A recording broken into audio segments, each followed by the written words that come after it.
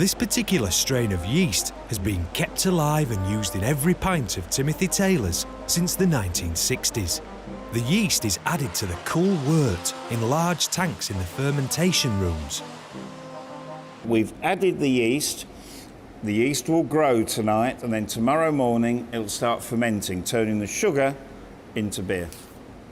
You are getting some hops coming off. You're getting a yeasty smell because we've just added the yeast.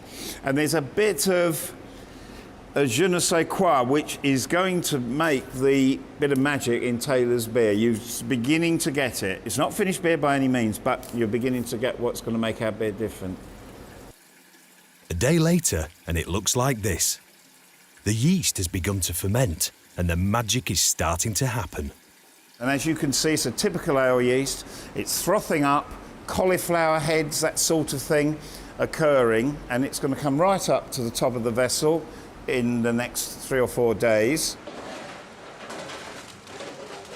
Near the end of fermentation, this excess yeast is skimmed from the top of the beer. A small layer of yeast is left on top to protect the beer from oxidation.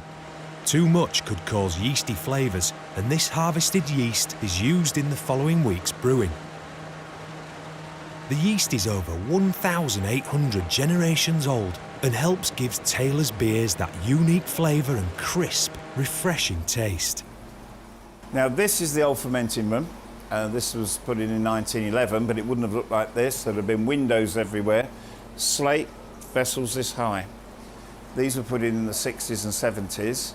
Now the fermentation, you can see the tide mark. Everything's bubbled up for 4 or 5 days. We've skimmed off, and then we've cooled back, and it's the start of the maturation. Here, after 7 days, you can see green beer, and this is ready to go tomorrow to the maturation tanks. One of the things that Taylor's do that sets them apart from a lot of other breweries is mature their beer for longer than most. Like wine, beer that's been matured tastes better. It may be more time-consuming, but that's the Taylor's way. If you don't mature, you tend to get an astringent, harsh sort of flavour. And we believe that, again, adds the finesse. It gives that little bit of quality, which makes our beer different from others.